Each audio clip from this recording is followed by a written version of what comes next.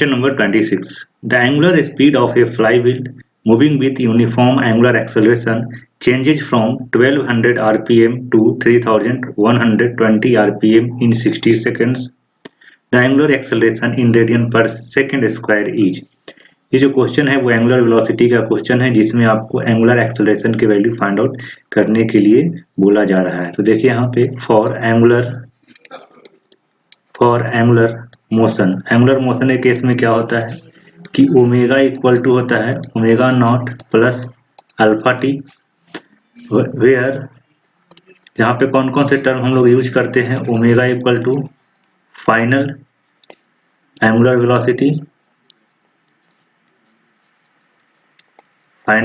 Velocity, omega not जो है वो है आपका इनिशियल एंगुलर वेलोसिटी,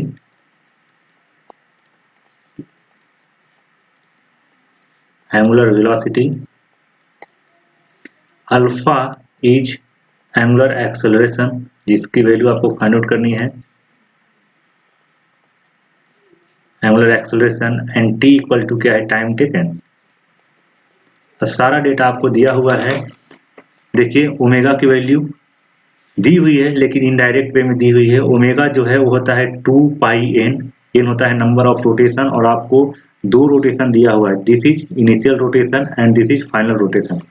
तो ओमेगा नॉट की वैल्यू में, ओमेगा की वैल्यू में हम फाइनल रोटेशन की वैल्यू पुट करेंगे तो ये हो जाएगा आपका 2 पाई इंटू एन, आरपीएम में है, पर मिनट दिया हुआ है, आपको सेकेंड में कन्वर्ट करना होगा, यानी कि 3120 अपॉन 60। इसकी वैल्यू फाइंड आउट कीजिएगा तो ये आएगा आपका 104 pi. Similarly omega not equal to 2 pi n वाले फॉर्मूला यूज करेंगे तो 2 पाई इंटू एन की वैल्यू है 1200, तो 1200 अपॉन 60। इसकी वैल्यू जब आप पुट करिएगा, सॉल्व कीजिएगा इसे, तो ये आएगा आपका 40 पाई। अब इस वाले इक्वेशन में वैल्यू पुट कर लीजिए, तो अगर आप इसमें वैल्यू पुट करते हैं तो अल्फा इक्वल टू होगा omega minus omega naught by T. Omega की वैल्यू आई है 104 pi minus 40 pi by 16, time दिया हुआ है 16 सेकेंड्स। सो ये आ जाएगा आपका 64 पाई अपॉन 16। सॉल्व कीजिएगा तो ये आ जाएगा 4 पाई रेडियन पर second square. Option number 2 is the right answer. Next question, a spherical ball is dropped in a long column of a highly viscous liquid। एक पॉट है, कॉलम एक pot है, इस शेप का है, इसमें very high viscous fluid fill कर दिया गया है, और क्या कहता है कि इसमें एक है ना, इसमें एक बॉल को ड्रॉप किया जा रहा है, यहाँ से एक बॉल को ड्रॉप किया जा रहा है। ठीक है, जब ये ड्रॉप किया जा रहा है इसका मतलब है कि यहाँ पे इनिशियल वेलोसिटी 0 होगी। तो आपको 4 ग्राफ दिया हुआ है, the curve in the graph shown which represent the speed of the ball. Ball की स्पीड को कौन सा ग्राफ है वो रिप्रेजेंट करता है with respect to time, time के रेस्पेक्ट में। ठीक है, अब देखिए इसमें when spherical ball drop in high viscous liquid, जब हम स्फेरिकल बॉल को हाई विस्कस लिक्विड में ड्रॉप करते हैं तो इसकी वेलोसिटी, जो वेलोसिटी है फर्स्ट इंक्रीज होती है। ठीक है, इंक्रीज होने के बाद आफ्टर दैट है ना, इसकी वेलोसिटी जो होती है वो कांस्टेंट हो जाती है। वेलोसिटी क्या हो जाती है, कांस्टेंट हो जाती है, और ये वेलोसिटी के ही बारे में बोला जा रहा है। और इस वेलोसिटी को बोला जाता है, जो वह वेलोसिटी जब बॉल कांस्टेंट वेलोसिटी के साथ ना गिर रही हो यानी कि मूव कर रही हो, उस वेलोसिटी को बोला जाता है टर्मिनल वेलोसिटी। तो आप ग्राफ को देखिए, कौन सा ऐसा ग्राफ है जो पहले इंक्रीज कर रहा है और उसके बाद वो कांस्टेंट हो रहा है, ग्राफ ए।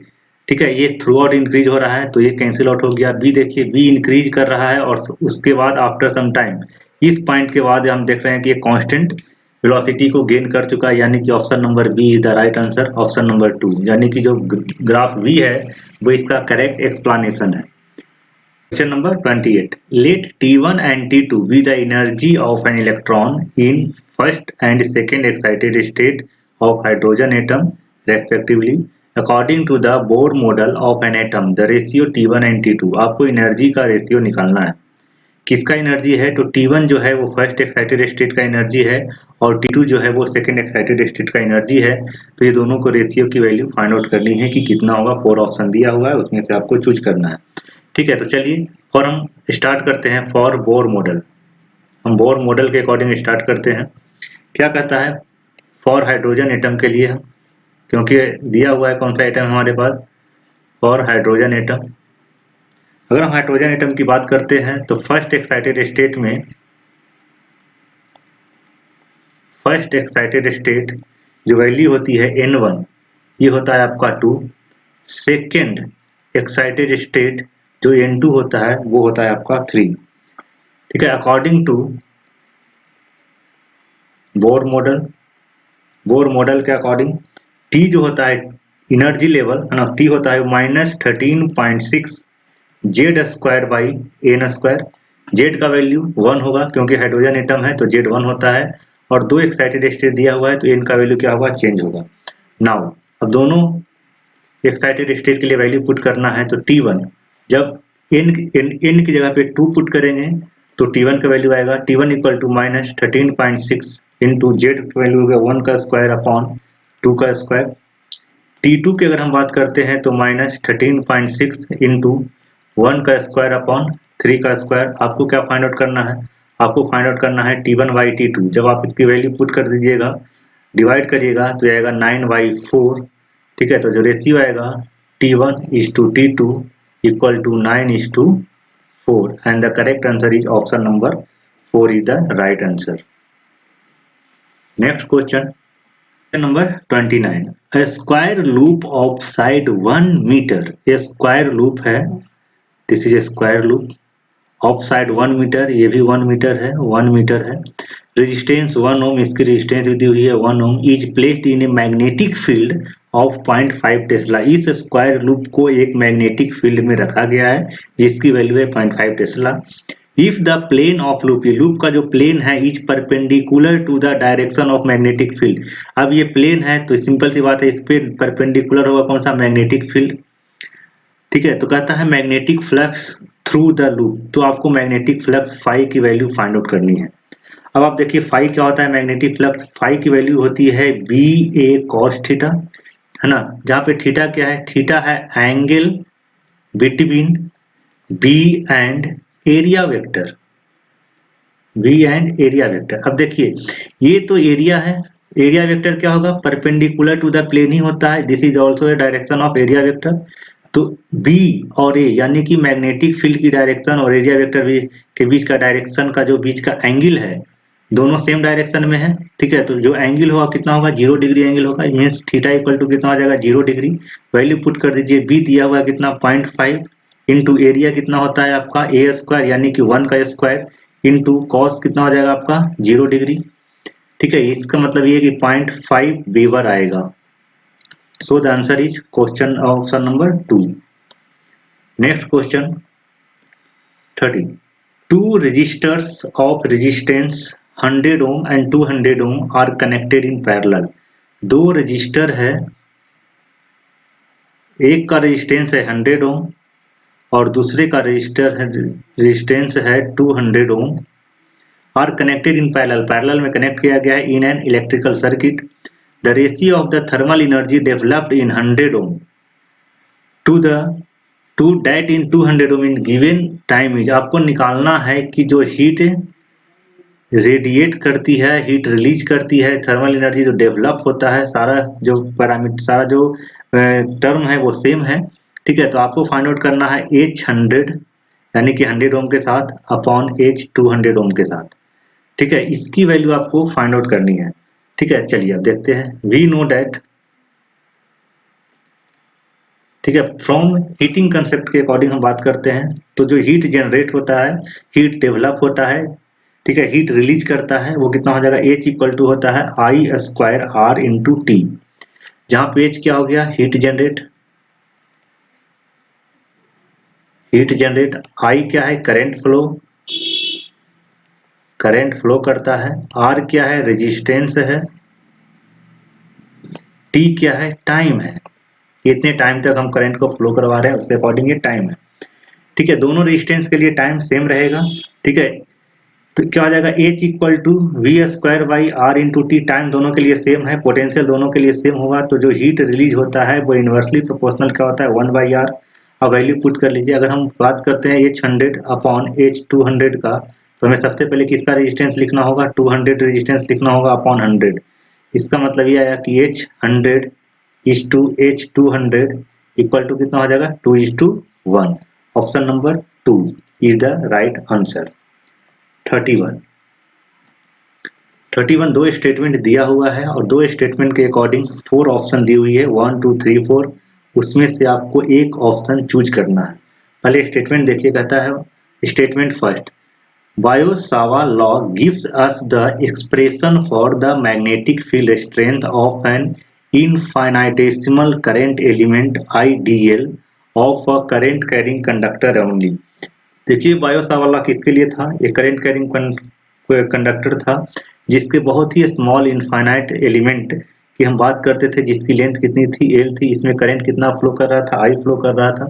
इससे R डिस्टेंस पे एक पॉइंट होता था, है ना। इस पॉइंट पे हम मैग्नेटिक फील्ड की डायरेक्शन और वैल्यू फाइंड आउट करते थे, ठीक है। इसी के बेस पे ये स्टेटमेंट दिया हुआ है ना। अब देखिए बायो-सावर्त लॉ ने इस प्रिंसिपल के अकॉर्डिंग क्या बताया था कि मैग्नेटिक फील्ड का जो वैल्यू होता है म्यू नॉट अपॉन 4 पाई होता है, IDL होगा, ठीक है। साइन थीटा होता है अपॉन R²। थीटा कौन सा था, तो ये एंगल था यहाँ पे, ठीक है। क्या इस स्टेटमेंट के अकॉर्डिंग इस प्रिंसिपल को हम एक्सप्लेन कर पा रहे हैं, तो ये जो स्टेटमेंट है ये बिल्कुल करेक्ट स्टेटमेंट है, क्योंकि bio-Savart law gives expression of the magnetic field for infinitely small current carrying conductor.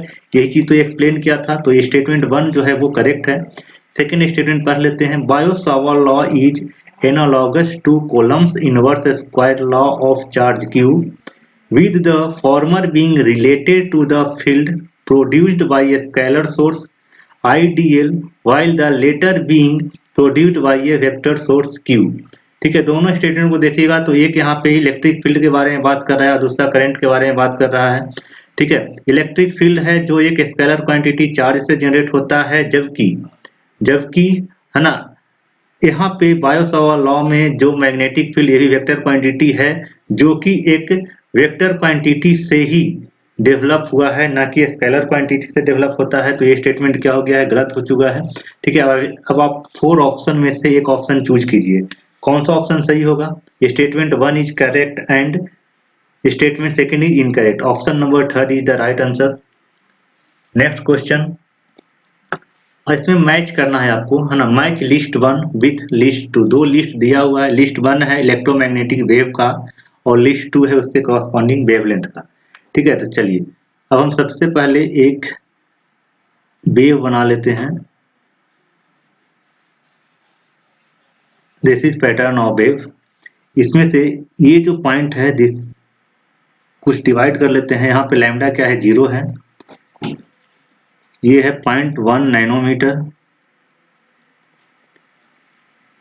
ये जो रेंज है ये है आपका गामा रे का। सेकेंड आएगा आपका एक्सरे। इसका जो रेंज है वो है 10 नैनोमीटर का। फिर आएगा अल्ट्रावायलेट, इसकी रेंज है 380 नैनोमीटर का। फिर आता है विजुअल, इसकी जो रेंज है वो 760 तक था, नैनोमीटर तक है। उसके बाद आता है आपका इंफ्रारेड, ये आता है 1 मिलीमीटर तक। माइक्रोवेव आएगा उसके बाद, माइक्रोवेव ये आता है 1 मीटर तक। फिर लास्ट में जो है वो है आपका रेडियो वेव। कौन सा वेव है ये, रेडियो वेव है, और इसका जो वेवलेंथ है वो इनफाइनाइट तक जाता है। अब इस लाइट स्पेक्ट्रम के अकॉर्डिंग आप 4 ऑप्शन में से, है ना, एक ऑप्शन करेक्ट ऑप्शन चूज कर सकते हैं। अब देखिए यहाँ पे मैच करना है AM radio wave. AM radio wave कहाँ पे है, रेडियो वेव लास्ट में है, ठीक है। तो एम रेडियो वेव के लिए कौन सा सुटेबल होगा, तो रेडियो वेव है वो 1 मीटर से ज्यादा का है। तो आप यहाँ से ऑप्शन देखिए 1 2 3 4 में से 1 से ज्यादा कौन सा है, सेकेंड, यानी कि ए का सेकेंड होगा। माइक्रोवेव का रेंज कहाँ पे है, ये माइक्रोवेव है। माइक्रोवेव का रेंज कितना है, 1 मिलीमीटर से 1 मीटर के बीच में। अब देखिए कि 1 मिलीमीटर से 1 मीटर के रेंज में कौन सा है, ठीक है। ये थर्ड नंबर होगा, फोर्थ नहीं, ये थर्ड है ना। तो 1 मिलीमीटर से 1 मीटर के बीच का जो रेंज है वो आपका थर्ड नंबर है। थर्ड है आपका इंफ्रारेड रेडिएशन। तीसरा नंबर का ऑप्शन कौन सा होगा? तो इंफ्रारेड कहाँ से लाई कर रहा है? 760 to 1 मिलीमीटर। ठीक है, इसका मतलब ये है कि जो 4 नंबर होगा और जो लास्ट बच गया एक सर, ये कौन सा जाएगा आपका? First number. तो ऑप्शन नंबर 4 आप मैच कर लीजिए यहाँ पे। Option number 4 is the right answer. Next question, a light ray falls on a glass surface of refractive index √3 at an angle 60 degree. The angle between the refracted and reflected rays would be। एक light है जो glass surface पे incident करती है, ये आपका glass surface है, ठीक है, ये नॉर्मल है। यहाँ पे ये इंसिडेंट की एक लाइट रे एंगल ऑफ इंसिडेंट आई, ठीक है। कुछ पार्ट जो है इसका रिफ्लेक्ट हो रहा है, क्योंकि रिफ्लेक्टेड रे के बारे में बात करता है, तो कुछ जो है लाइट वो रिफ्लेक्ट हो गई। This is reflected ray. ये है आपका इंसिडेंट रे। और सम पार्ट जो है वो इसमें रिफ्रैक्ट हुआ है, क्योंकि रिफ्रैक्टेड की भी बात कर रहा है क्वेश्चन है, तो ये रिफ्रैक्ट हो गया है। क्योंकि ये इधर जो एयर मीडियम है, ठीक है, इधर एयर है और इधर ग्लास है, तो ये रेयरर मीडियम है और ये डेंसर मीडियम है। तो कोई भी लाइट अगर रेयरर से डेंसर में जाती है तो ये नॉर्मल की ओर बेंड करती है ना, at angle R. This is refracted ray. Refracted ray, तो आपको क्या करना है? इस एंगल को फाइंड आउट करना है। इस एंगल को फाइंड आउट करना है। कैसे करेंगे देखिए, अब चूंकि ये एंगल तो है मालूम है, कितने एंगल पे इंसिडेंट हो रहा है? 60 डिग्री पे। अगर ये 60 डिग्री है तो रिफ्लेक्टेड एंगल कितना हो जाएगा? 60 डिग्री होगा। अगर हम आर फाइंड आउट कर लें, इस एंगल को अगर हम फाइंड आउट कर लें, तो 180 में से ये दोनों के सम को सब्ट्रैक्ट कर लेंगे तो ये एंगल निकल जाएगा। तो देखिए आर कहाँ से फाइंड आउट होगा? तो आर फाइंड आउट होगा फ्रॉम स्नेल लॉ। क्या कहता है Snell law? μ1 sin i equal to μ2 sin r। Value put कर दीजिए। μ1 कितना है एयर के लिए? 1 into sine I sine 60 equal to μ2 कितना दिया हुआ है? √3 इंटू साइन आर हमें निकालना है। Sine 60 √3/2 equal to √3 into sine R. √3 से √3 कैंसिल आउट हो गया। Sine R equal to half, R equal to 30 degree.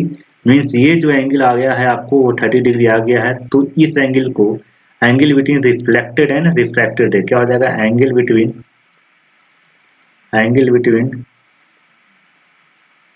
Reflected ray and refracted रे कितना हो जाएगा? 180 minus 60 plus 30।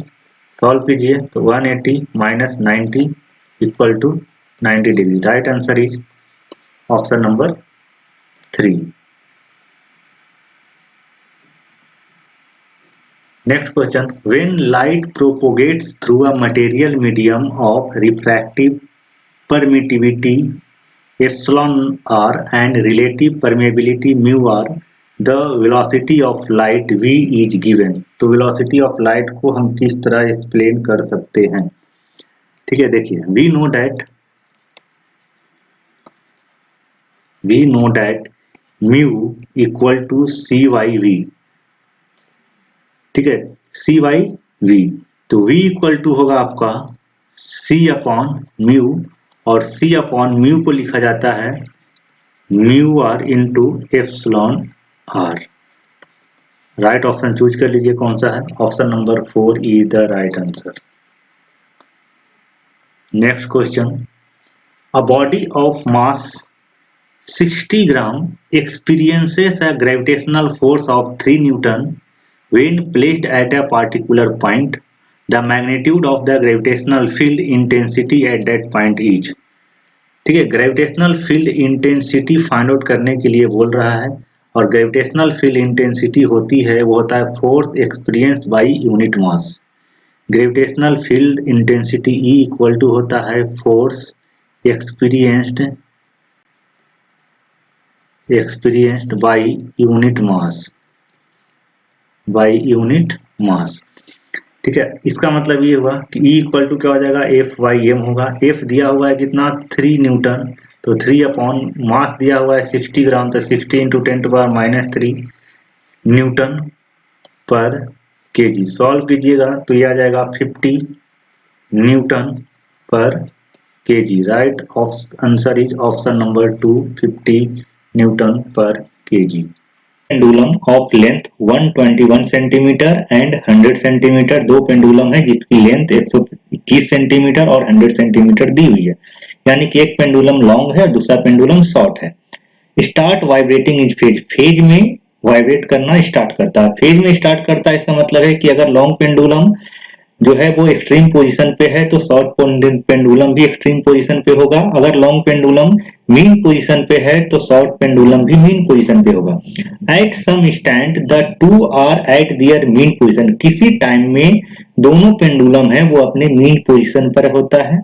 At the same phase, और फेज भी सेम रहता है। The minimum number of vibration of the shorter pendulum after which the two are again in phase। फिर कहता है कि जब दोनों वाइब्रेशन स्टार्ट करता है, फेज में स्टार्ट करता है, किसी टाइम पे वो मीन पोजीशन पे है, तो कहता है कि दोबारा जब वो दोनों मीन पोजीशन पे आएंगे तो शॉर्टर पेंडुलम है वो कितना ऑसिलेशन कर लेगा। ठीक है, अब यहाँ पे देखिए, यहाँ दो पेंडुलम है, दोनों पेंडुलम की लेंथ अलग है। अब चूंकि लेंथ अलग है तो टाइम पीरियड भी अलग होगी। जिस पेंडुलम की लेंथ ज्यादा है, यानी कि 121 सेंटीमीटर ग्रेटर देन 100 सेंटीमीटर है, तो जिस पेंडुलम की लेंथ ज्यादा है उसकी टाइम पीरियड ज्यादा होती है, और जिस पेंडुलम की लेंथ शॉर्टर है उसकी टाइम पीरियड क्या होती है, शॉर्ट होती है। हम क्यों बोल रहे हैं, क्योंकि रिलेशन ये कहता है T equal to 2 pi under root L by G. अगर लेंथ ज्यादा हुआ तो टाइम पीरियड ज्यादा होगा, लेंथ कम होगा तो टाइम पीरियड क्या होगा, कम होगा। ठीक है, अब देखिए दोनों पेंडुलम एक साथ जो है वो मीन पोजीशन से रिलीज होती है, और जब फिर से दोनों एक साथ मीन पोजीशन पे आएगी तो दोनों पेंडुलम की नंबर ऑफ ऑसिलेशन अलग अलग होगी। जब दोबारा दोनों पेंडुलम एक साथ मीन पोजीशन पे आएगी तो टाइम सेम रहेगा, लेकिन नंबर ऑफ ऑसिलेशन क्या होंगे, अलग अलग होंगे। ठीक है, अब देखिए, late n1 be the number of oscillation for larger pendulum, n2 be the number of oscillation for shorter pendulum. Therefore, time taken by both pendulum भी सेम, क्योंकि टाइम सेम रहेगा, दोनों एक साथ पहुंच रहा है, एक साथ स्टार्ट किया था और एक साथ पहुंच रहा है, तो दोनों जो टाइम लेगा वो सेम रहेगा, लेकिन ऑसिलेशन क्या होगा, वो नंबर ऑफ ऑसिलेशन जो होगा वो क्या होगा, अलग अलग होंगे। ठीक है, अब हमें टाइम निकालना है कि time taken by both pendulum भी सेम, दोनों का जो टाइम है वो सेम है। तो देखिए क्या होगा, n1 क्या है, नंबर ऑफ ऑसिलेशन, किसका ऑसिलेशन है, लार्जर पेंडुलम का, यानी कि n1 इंटू TL कर लेते हैं, time period for longer pendulum, equal to n2 into TS shorter pendulum का प्रेवलेंस, शॉर्टर पेंडुलम का टाइम पीरियड। अब वैल्यू पुट करके देख लेते हैं, है ना। देखिए n1 जो है एजिटी छोड़ देते हैं, इंटू TL यानी कि लॉन्गर लेंथ का जो पेंडुलम है उसका टाइम पीरियड कितना लिखना होगा, 2 pi under root L, length कितना दिया हुआ है लॉन्गर के लिए, 121 सेंटीमीटर। ठीक है, मीन्स मीटर में कन्वर्ट कर लेंगे तो 121 बाई जी कितना 9.8 इक्वल टू n2 एजिटी छोड़ देते हैं, into time period 2 pi root over 100 centimetre है तो 1 मीटर अपॉन 9.8। सॉल्व कीजिएगा तो जब आप n1 upon n2 find out करते हैं तो ये यहाँ पे आएगा 10/11। सो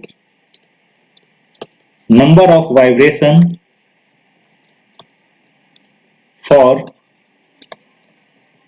shorter pendulum कितना होगा, 11। Option number 1 is the right answer. Next question 37, यहाँ पे एक डायग्राम दिया हुआ है जिसमें 4 गेट हैं। 4 गेट है। कौन कौन सा गेट है वो समझिए। एक गेट यहाँ पे है, ये ट्रायंगल वाला, ये है not gate, this is not gate.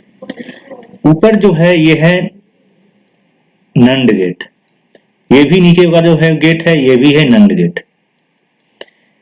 जो आउटपुट है सी, जो गेट आउटपुट दे रहा है वह है आपका एंड गेट, ये है आपका एंड गेट। यानी कि और सी क्या है आपका आउटपुट है, सी आउटपुट है, ए और बी क्या है इनपुट है, ए और बी क्या है इनपुट है। 4 गेट से इनपुट क्रॉस करता है तब जाकर के फाइनली सी है हमें आउटपुट मिलता है। ठीक है, अब देखिए, अब प्रत्येक गेट का हम आउटपुट देख लेते हैं। ये जो है नॉट गेट है ना, ये इनपुट दे रहा है किसमें, नीचे वाले जो नंड गेट है उसका ये इनपुट दे रहा है। ठीक है, जबकि ऊपर वाला जो एंड नंड गेट है, एनएनडी गेट है ना, उसका नॉट गेट से कुछ भी रिलेशन नहीं है।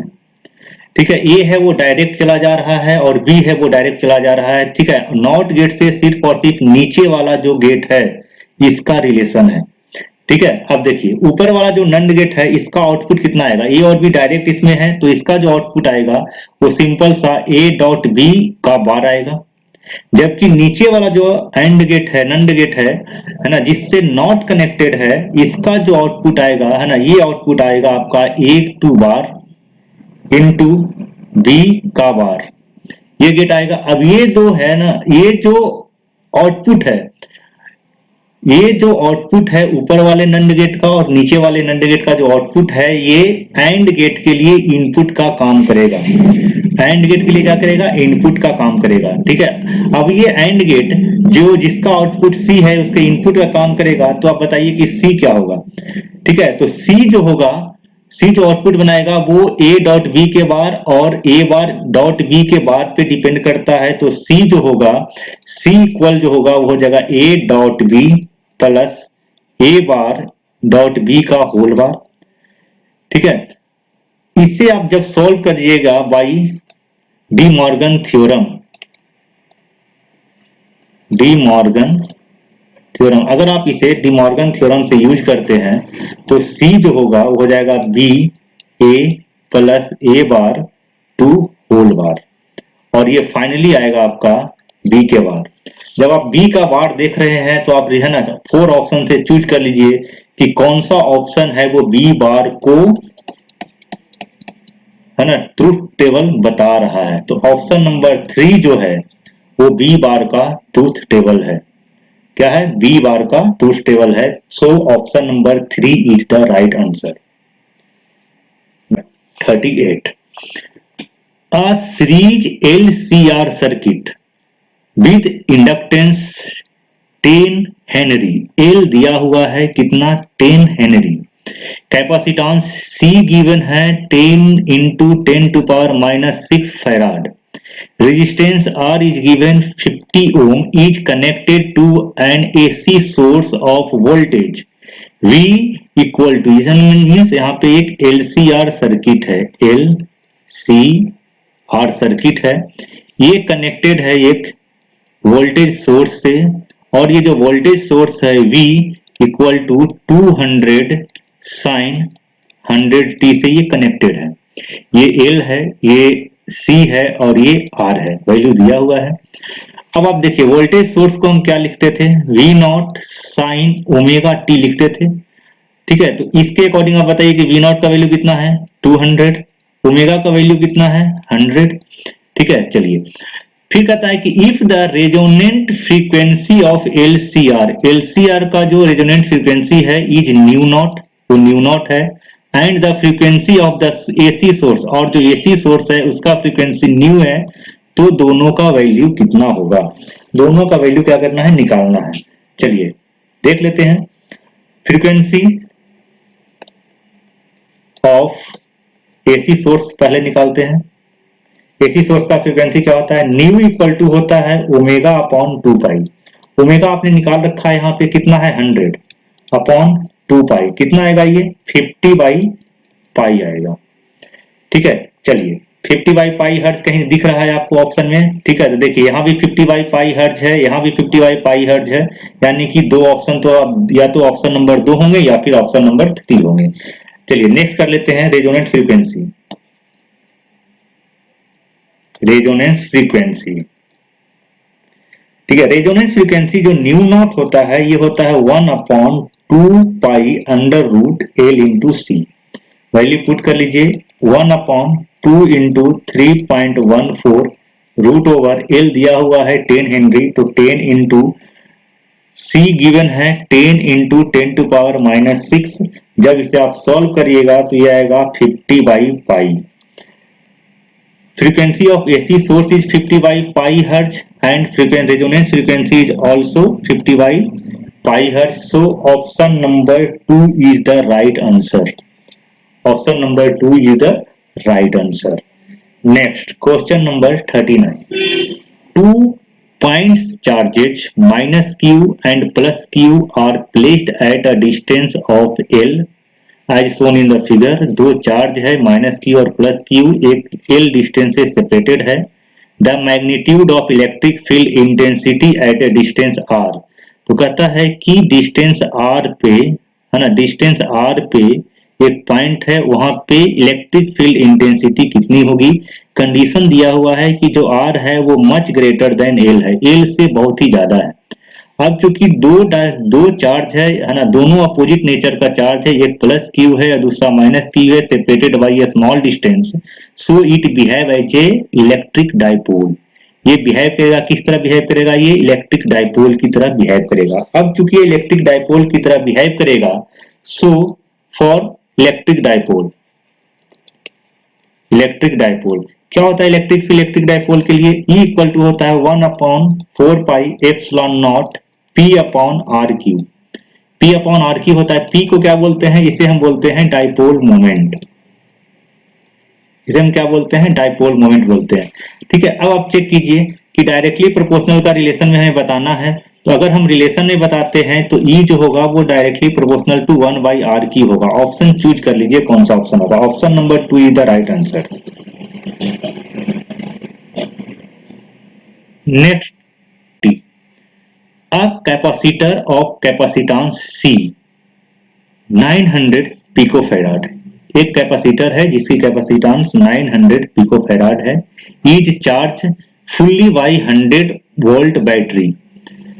ठीक है, ये कैपेसिटर है, ये कैपेसिटर C है जिसकी कैपेसिटेंस 900 पिकोफैराड दिया हुआ है, इसे चार्ज किया जा रहा है 100 वोल्ट बैटरी से। ठीक है, फिगर 1 में। देन इट इज डिस्कनेक्टेड, अब इसे डिस्कनेक्ट कर दिया गया है from the battery and connected to another uncharged capacitor, और दूसरा uncharged capacitor of same capacitance 900 picofarad से कनेक्ट किया गया है। तो कहता है कि एनर्जी जो स्टोर हुआ है ये दूसरे वाले सिस्टम में, जो सेकंड केस है, जो बी केस है, उसमें जो एनर्जी स्टोर हुआ है वो कितना स्टोर हुआ है वो हमें कैलकुलेट करके बताना है।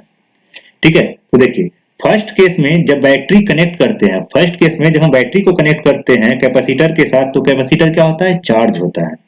और उसके बाद सेकंड केस में यानी केस नंबर बी, जब बैटरी को हटाकर उसके जगह पे हम अनचार्ज कैपेसिटर कनेक्ट करते हैं तो अनचार्ज कैपेसिटर चार्ज होता है।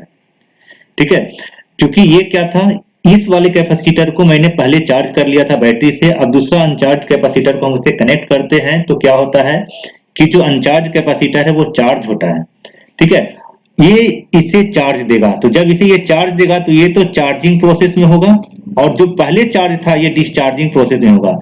ठीक है, तो सेकंड केस में जो फर्स्ट कैपेसिटर है वो डिस्चार्जिंग, तो है ना, डिस्चार्जिंग प्रोसेस को शो करेगा, और जो सेकंड कैपेसिटर है वो चार्जिंग प्रोसेस को शो करेगा। चार्जिंग डिस्चार्जिंग तब तक होगा जब तक कि दोनों एक कॉमन पोटेंशियल पे ना आ जाएं। ठीक है, जब दोनों का पोटेंशियल सेम हो जाएगा तो चार्जिंग डिस्चार्जिंग क्या हो जाएगा, बंद होगा। उसके बाद दोनों कैपेसिटर में एनर्जी स्टोर होगी, और जो टोटल एनर्जी स्टोर होगी वो आपको बताना है कि कितनी एनर्जी स्टोर होगी। ठीक है, चलिए तो energy store in second case देख लेते हैं। Energy store in second case, second case में जो एनर्जी स्टोर होती है क्या होगा, U equal to half C V square plus half C V square. क्यों दो बार, क्योंकि दो कैपेसिटर है, दोनों है ना, दोनों जगह मैंने सी लिखा है क्योंकि दोनों का कैपेसिटेंस सेम है। V मैंने दोनों जगह लिखा है क्योंकि V क्या है, कॉमन पोटेंशियल है। V इक्वल टू, इसे बोला जाता है कॉमन पोटेंशियल। इसके बाद चार्जिंग डिस्चार्जिंग जो प्रोसेस होता है वो बंद होता है। ठीक है, कॉमन पोटेंशियल कैसे निकालते हैं कॉमन पोटेंशियल? तो कॉमन पोटेंशियल निकालने का फॉर्मूला होता है C1V1 plus C2V2 upon C1 plus C2। Value put कर दीजिए। C1 तो दिया हुआ था, ठीक है, C मान लेते हैं अभी, है ना, इंटू 100 वोल्ट इसको दिया गया था। C इंटू 0 अपॉन 2C कर ले, कितना हो जाएगा ये 100/2। इसका मतलब ये है कि 50 वोल्ट कॉमन पोटेंशियल आएगा। V हमारे पास आ चुका है, C दिया हुआ है, ठीक है, तो वैल्यू पुट कर लीजिए। हाफ इंटू C है 9 पिको फैराड 900, ठीक है, तो 900 इंटू 10⁻⁻12 इंटू 50 का square plus half into 900 into 10⁻⁻12 into 50 का स्क्वायर। जब इसे आप सॉल्व करिएगा तो ये आएगा 2.25 इंटू 10⁻⁻6 जूल। ऑप्शन मिला लीजिए, ऑप्शन मैच कर लीजिए, कौन सा ऑप्शन आता है? Option number 3 is the right answer, 2.25 into 10⁻⁻6 joule. Next question 41 assertion reason का क्वेश्चन है ना। चेक करके बताना है कि एसर्शन क्या बताता है और रीजन क्या बताता है, इसमें से कौन सा गलत है ना, कौन सा सही है, क्या रीजन करेक्ट एक्सप्लेनेशन देता है या नहीं देता है। ठीक है, वो सारा चीज कंडीशन आपके 4 ऑप्शन है, उसके अकॉर्डिंग आपको बताना है। चलिए एसर्शन पढ़ते हैं पहले। एसर्शन कहता है कि the stretching of a spring is determined by the shear modulus of the material of the spring। कहता है कि जब हम स्प्रिंग को स्ट्रेच करते हैं, खींचते हैं, तो उसका जो खिंचाव है क्या वो shear modulus पे डिपेंड करता है। ठीक है, तो देखिए जो स्प्रिंग है उसे जब हम खींचते हैं तो उसका जो खिंचाव है, उसका जो शेप चेंज होता है, ठीक है, वो डिपेंड करता है shear modulus पे। इसका मतलब ये है कि असर्शन क्या है हमारा करेक्ट है। दूसरी देख लेते हैं रीजन। रीजन कहता है कि अब कॉइल स्प्रिंग ऑफ कॉपर, एक कॉपर का कॉइल स्प्रिंग है, has more tensile strength than a steel spring of same dimension. कहता है दो स्प्रिंग है, एक स्प्रिंग है कॉपर का, दूसरा स्प्रिंग है किसका? स्टील का। तो क्या कॉपर स्प्रिंग का टेंसाइल स्ट्रेंथ स्टील स्प्रिंग के टेंसाइल स्ट्रेंथ से ज्यादा होगा? ये बिल्कुल गलत है। गलत क्यों है? क्योंकि हम जानते हैं कि यंग मॉडुलस जो होता है किसका? स्टील का, वो ग्रेटर देन होता है किसका? Young modulus of copper. Copper के यंग मॉडुलस से क्या होता है? ज्यादा होता है। अब चूंकि यंग मॉडुलस ज्यादा है तो सिंपल सी बात है टेंसाइल स्ट्रेंथ भी किसकी ज्यादा होगी? स्टील की ज्यादा होगी। टेंसाइल स्ट्रेंथ किसकी? कॉपर की। स्ट्रेंथ कॉपर की। सो रीजन क्या होगा? गलत होगा। अब रीजन जब गलत है तो आप देख लीजिए कौन सा मैच कर रहा है। ऑप्शन नंबर 3 जो है वो आपका मैच कर रहा है, A is true but R is false. Reason जो है वो फॉल्स है। चलिए next question 42। The transparent media A and B are separated by a plane boundary. दो ट्रांसपेरेंट मीडिया है ए और बी, ये मीडिया ए है और ये बी है, प्लेन बाउंड्री से सेपरेटेड है। The speed of light in those media are 1.5। यहाँ पे जो स्पीड ऑफ लाइट है ये है 1.5 into 10⁸ metre per second and 2। और जो बी मीडिया है उसमें स्पीड ऑफ लाइट है 2 into 10⁸ metre per second respectively. The critical angle for a ray of light for these two media is. तो आपको बताना है कि क्रिटिकल एंगल क्या होगा। ठीक है, तो देखिए क्या होता है critical angle. Critical angle for ray of light,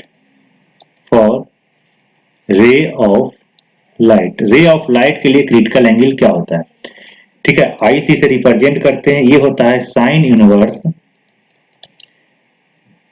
refractive index of rarer medium upon refractive index of denser medium. अब आपको सबसे पहले इसमें रिफ्रैक्टिव इंडेक्स की वैल्यू फाइंड आउट करनी होगी। ठीक है, कैसे फाइंड आउट करते हैं? देखिए, वी नो दैट हम लोग ये जानते हैं कि जो रिफ्रैक्टिव इंडेक्स होता है म्यू, ये होता है सी वाई वी।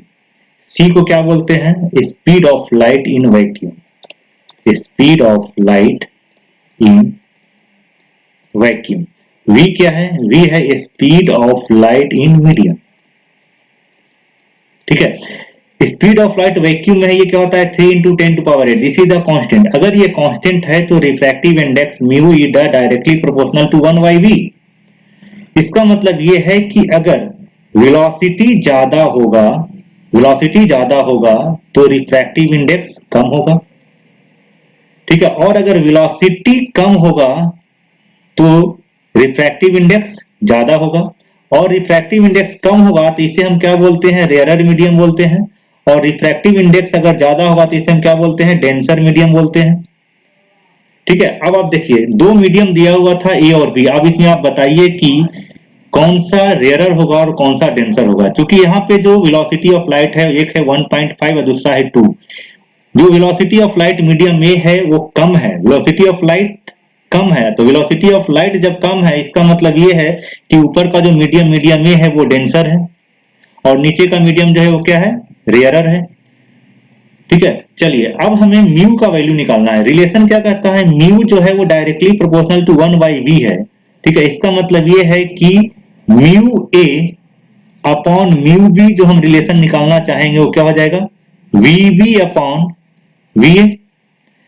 ठीक है, mu A upon mu B equal to कितना है? V B upon V A. अब आप चेक कर लीजिए, है ना, ए कौन सा है? डेंसर मीडियम है ना, डेंसर मीडियम है। तो यहाँ पे आप इसके लिख सकते हैं साइन इनवर्स।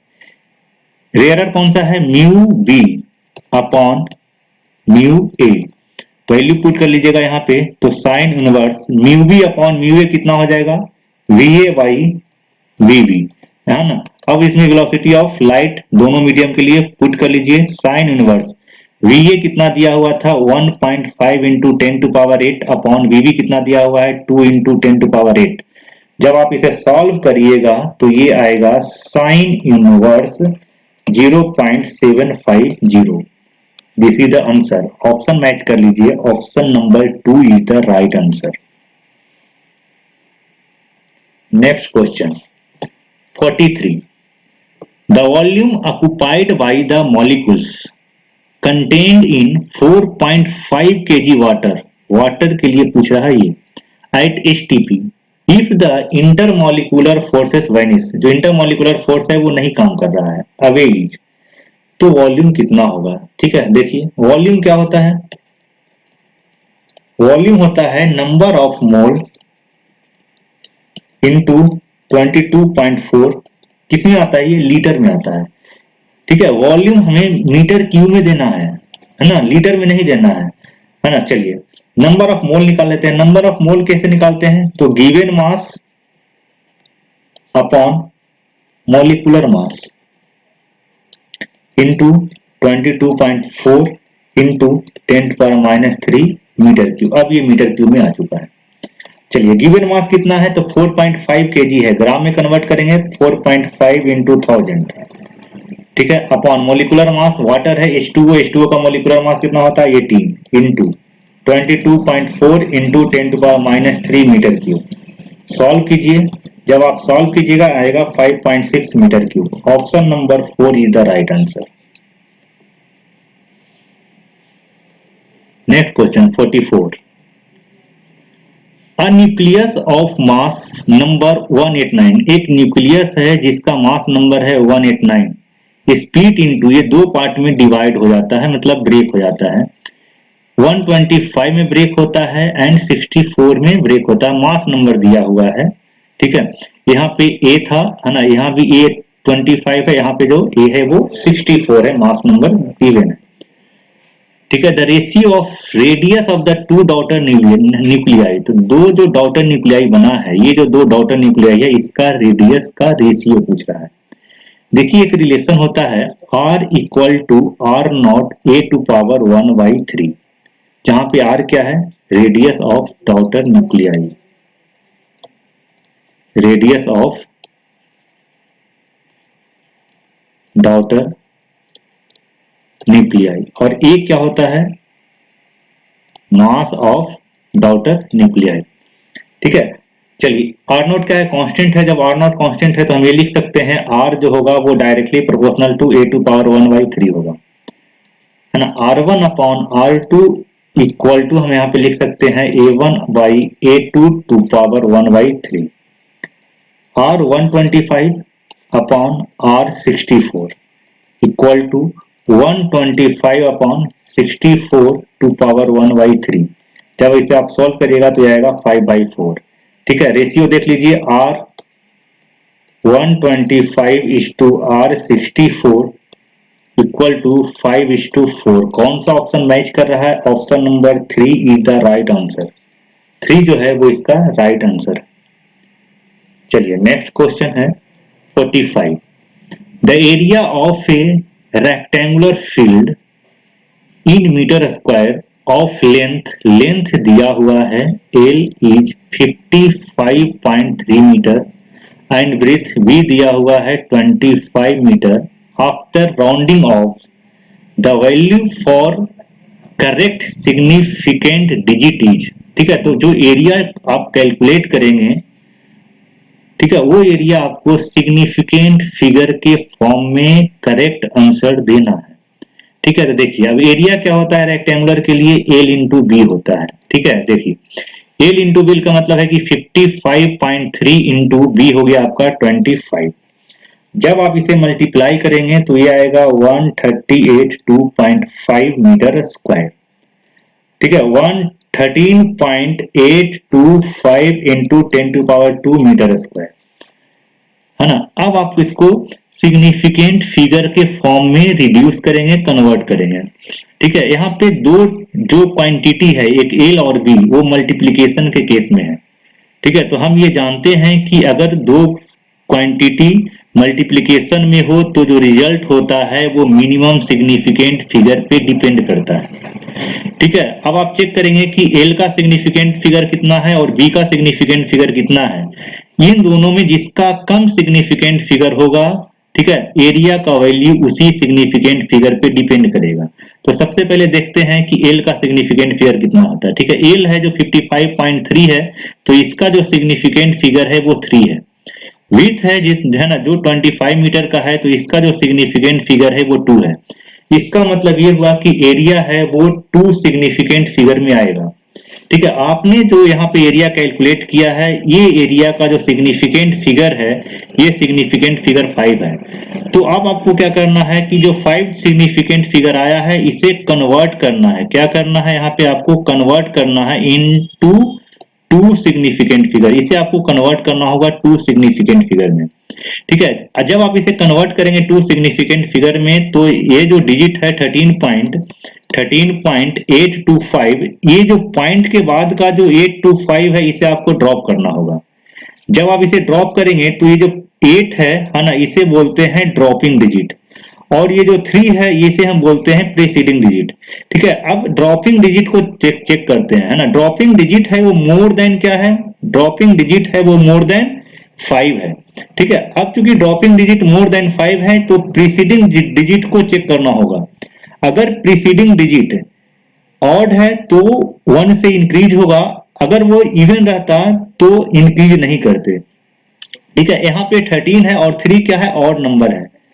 ठीक है, 3 क्या है, ऑड नंबर है, और 8 है वो ग्रेटर देन 5 है। तो जब हम 8 को जब हम ड्रॉप करेंगे तो हमें 3 को 4 में कन्वर्ट करना होगा। ठीक है, तो इसका जो एरिया का जो राइट आंसर आएगा वो हो जाएगा आपका 14 into 10 to power 2 metre square. ठीक है, क्यों, आप देखिए यहाँ पे मैच कर लीजिए।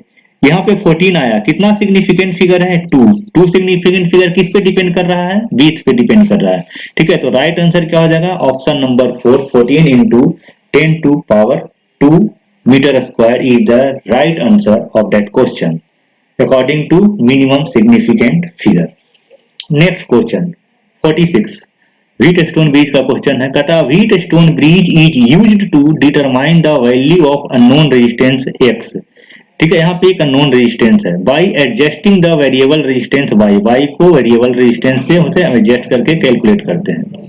कहता है for the most precise measurement of x है ना। एक्स का जो वैल्यू है उसे हमें बहुत ही प्रिसाइजली मेजर करना है।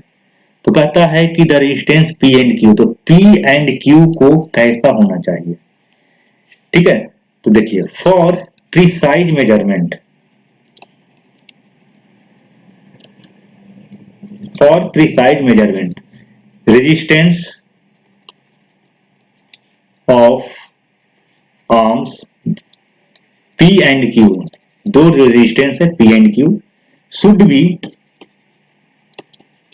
Should be equal and small. अब आप चेक कर लीजिए क्या ना, प्रिसाइज मेजरमेंट के लिए ये जो आर्म में जो P और Q जो रेजिस्टेंस है वो इक्वल होना चाहिए और छोटा होना चाहिए। अब आप मैच करके चेक कर लीजिए, should be approximately equal and small, यानी कि option number 2 is the right option answer. Number 47. A ball is projected with a velocity 10 metre per second at an angle of 60 degree with the vertical direction। एक ball है जिसे vertical direction से 60 degree पे project किया जा रहा है। This angle is 60 degree, so this is 30 degree from horizontal. This is projectile velocity 10 metre per second. कहता है its speed at the highest point, तो हाईएस्ट पॉइंट पे आपका स्पीड पूछ रहा है Vx, ठीक है। चलिए देखते हैं Vx जो होता है ये होता है आपका u cos थीटा, क्योंकि horizontal velocity through out same होती है, horizontal velocity through out same होती है and only vertical component of the velocity will change, horizontal component change नहीं होता, थ्रू आउट सेम रहता है, ठीक है। तो हाईएस्ट पॉइंट पे सिर्फ और सिर्फ हॉरिजॉन्टल वेलोसिटी एग्जिस्ट करती है, वर्टिकल कंपोनेंट जीरो होता है, ठीक है। चलिए अब देख लीजिए u का वैल्यू कितना है 10 इंटू कॉस कितना 60 या 30 हॉरिजॉन्टल से लेते हैं 30 डिग्री, ठीक है। 10 इंटू कॉस 30 कितना होता है √3/2, इसका मतलब कितना आंसर आएगा 5√3 metre per second. Option number 2 is the right answer. Number 48, match list 1 with list 2, दो लिस्ट है लिस्ट 1 और लिस्ट 2। लिस्ट 1 में है ना 4 फिजिकल क्वांटिटी दी हुई है और लिस्ट 2 में उस फिजिकल क्वांटिटी के डायमेंशन को दिया गया है, आपको फिजिकल क्वांटिटी के अकॉर्डिंग उसके डायमेंशन को पिक करना है, ठीक है। फर्स्ट जो फिजिकल क्वांटिटी है वो है ग्रेविटेशनल कांस्टेंट, यानी कि कैपिटल जी जो होता है ना उसकी डायमेंशन को हमें फाइंड आउट करना है। तो देखिए क्या होता है जी जो है उसका जो डायमेंशन होता है उसे है ना उसे हम लिखते हैं m-1 L3T-2। अब आप इसे मैच कीजिए कौन सा मैच कर रहा है, तो जो फर्स्ट ऑप्शन है ना वो मैच कर रहा है ऑप्शन नंबर सेकंड से m-1 L3T-2। सेकंड है ग्रेविटेशनल पोटेंशियल एनर्जी, यहाँ पे एक टर्म आया है एनर्जी, ठीक है। तो एनी काइंड ऑफ एनर्जी, चाहे वो किसी भी टाइप का एनर्जी हो है ना, सारे एनर्जी का डायमेंशन सेम होता है और वो डायमेंशन होता है mL²T-2 यानी कि 4 नंबर। नेक्स्ट है ग्रेविटेशनल पोटेंशियल, ठीक है। ग्रेविटेशनल पोटेंशियल जो है उसका जो डायमेंशन होता है वो होता है L²T-2 यानी कि ऑप्शन नंबर 1। नेक्स्ट है ग्रेविटेशनल इंटेंसिटी, है ना, gravitational intensity in the sense की ग्रेविटेशनल एक्सेलरेशन, है ना, और अगर एक्सेलरेशन है तो उसका क्या हो जाएगा थर्ड नंबर L_T-2। अब आप इससे है ना लिस्ट 1 और लिस्ट 2 को है ना जिस तरह आपने मैच कराया है उसके ऑप्शन के अकॉर्डिंग आप मिला लीजिए, है ना। देखिए 1 2 3 4 में कौन सा ऑप्शन मैच कर रहा है, तो ऑप्शन नंबर 2 जो है ना ए का दूसरा, बी का चौथा, सी का पहला और डी का तीसरा, है ना। तो ऑप्शन नंबर 2 जो है वो मैच कर रहा है, सो the right answer is option number. Question number 49, from ampere circuital law for a long straight wire of circular cross section carrying a steady current, the variation of magnetic field in the inside and outside region of the wire is, ठीक है। एक wire है circular cross section का है, ampere circuital law को use करते हुए आपको बताना है कि इस करंट कैरिंग कंडक्टर में, करंट कैरिंग वायर में जिसके है ना जिसमें करंट आई फ्लो कर रहा है, इसमें मैग्नेटिक फील्ड का वेरिएशन कैसा होगा, इनसाइड द वायर क्या होगा, सरफेस ऑन द वायर क्या होगा और आउटसाइड ऑफ द वायर क्या होगा, ठीक है। ये वायर है, इसकी जो रेडियस है वो आपका कैपिटल आर है, क्रॉस सेक्शन एरिया मैंने इसका ए मान लिया है, ठीक है। तो आपको क्या बताना है, इसका मैग्नेटिक फील्ड वेरिएशन बताना है। ठीक है, चलिए देखिए इधर हम ले लेते हैं रेड डिस्टेंस, है ना, और ये जो वाई एक्सिस है इस पे आपका चला जाएगा मैग्नेटिक फील्ड। ठीक है, अब देखिए चूंकि अंदर का पोर्शन जो है वो सॉलिड है और बाहर जो है वो स्पेसियस है ना, तो from the axis of the wire up to the circumference of the wire जो मैग्नेटिक फील्ड है वो डायरेक्टली प्रोपोर्शनल टू डिस्टेंस होगा, यानी कि magnetic field directly proportional to distance R होगा। This is the point on the surface जहां पे magnetic field maximum होता है, उसके बाद मैग्नेटिक फील्ड है वो डिक्रीज करता है। ठीक है, means B inversely proportional to R. This is the variation of magnetic field, है ना, according to the distance from the axis of the wire. ठीक है, अब इस डायग्राम के अकॉर्डिंग आप ऑप्शन चूज कर लीजिए क्या होगा, है ना। देखिए uniform and remain constant for both the region, ये बिल्कुल गलत है, यूनिफॉर्म नहीं है ना। A linearly increasing function of distance up to the boundary of the wire and then linearly decreasing, है ना, डिक्रीज तो कर रहा है लेकिन linearly डिक्रीज नहीं कर रहा है, ये भी गलत है। A linearly increasing function of distance r up to the boundary of the wire and then decreasing one with 1 by r dependence, यानी कि जो मैग्नेटिक फील्ड है वो इनवर्सली प्रोपोर्शनल 1 by r पे डिपेंड कर रहा है, यानी कि ये सही है। So option number 3 is the right answer. Number 50. A big circular coil of 1000 turn and average radius 10 meter is rotating about its horizontal diameter at 2 radian per second. If the vertical component of Earth magnetic field at that place is 2 into 10 to power minus 5 Tesla and electrical resistance of the coil is 12.56 ohm, then maximum induced current in the coil, तो coil में कितना current induce होगा वो आपको calculate करना है। देखिए क्या दिया हुआ है, एन दिया हुआ है 1000 टर्न, आर दिया हुआ है 10 मीटर, मैग्नेटिक फील्ड दिया हुआ है कितना 2 into 10 to power minus 5 tesla, है ना, आर दिया हुआ है रेजिस्टेंस कितना है 12.56 ओम, ओमेगा दिया हुआ है, रोटेशन था कितना 2 रेडियन पर सेकेंड, है ना। आपको आई निकालना है, आई मैक्स जो होता है वो होता है N B A omega by R, value put करना है, बस सिंपल सा क्वेश्चन था। एन की वैल्यू कितनी थी 1000, इंटू बी कितना है 2 into 10 to power minus 5, into A कितना हो जाएगा pi into +2 into 2 upon R 12.56, solve कीजिएगा आएगा 1 ampere. So the right answer is option number 3।